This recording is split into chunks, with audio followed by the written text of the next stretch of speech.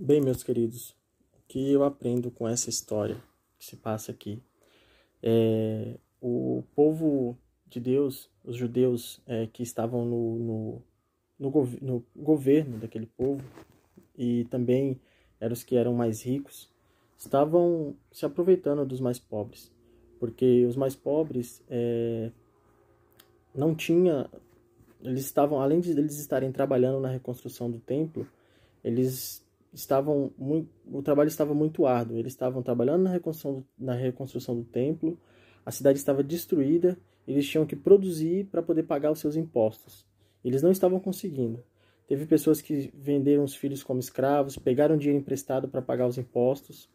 E os governadores do povo era judeu também. E aí o povo começa a reclamar para Neemias, falando que não estava mais aguentando mais aquela situação. Além de orar a Deus, pedir que Deus desse uma saída para eles. E aí Neemias ficou muito revoltado com essa situação e foi conversar com os líderes judeus, os governantes, e disse que era algo lamentável que eles estavam fazendo.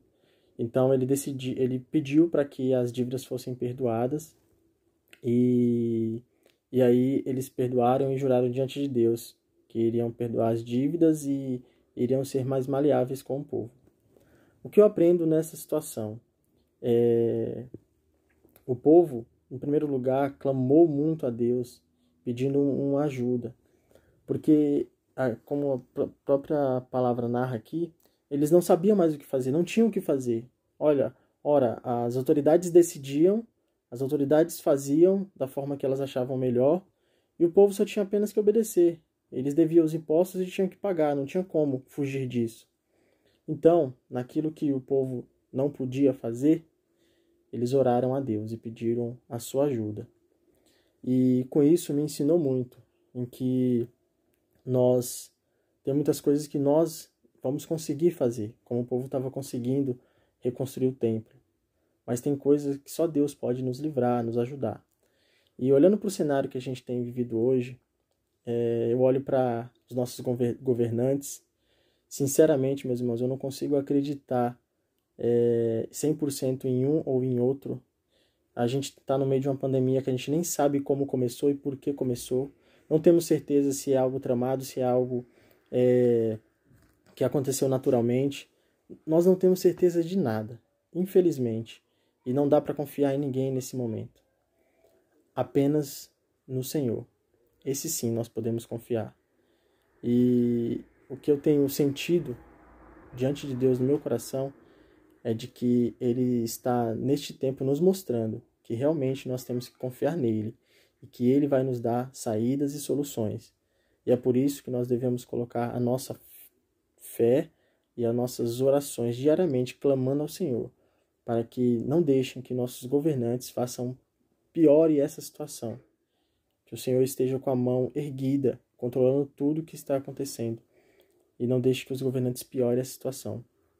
E que venha a solução, e que se for preciso levantar alguém, como foi levantado Neemias, que o Senhor tome providências para que algo aconteça, alguém consiga mudar esse cenário que a gente tem vivido. É difícil acreditar numa política que vai mudar, mas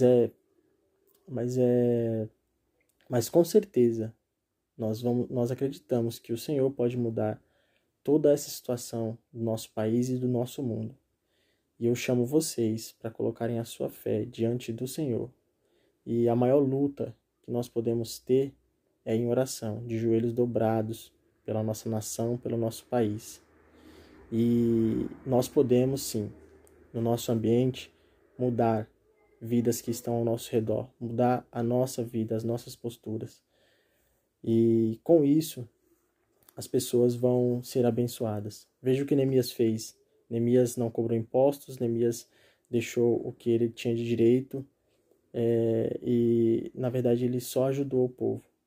Então, Neemias conseguiu fazer algo aos que estavam próximo dele. E, com a ajuda do Senhor, ele conseguiu também quebrar essa opressão que as autoridades estavam fazendo sobre o povo.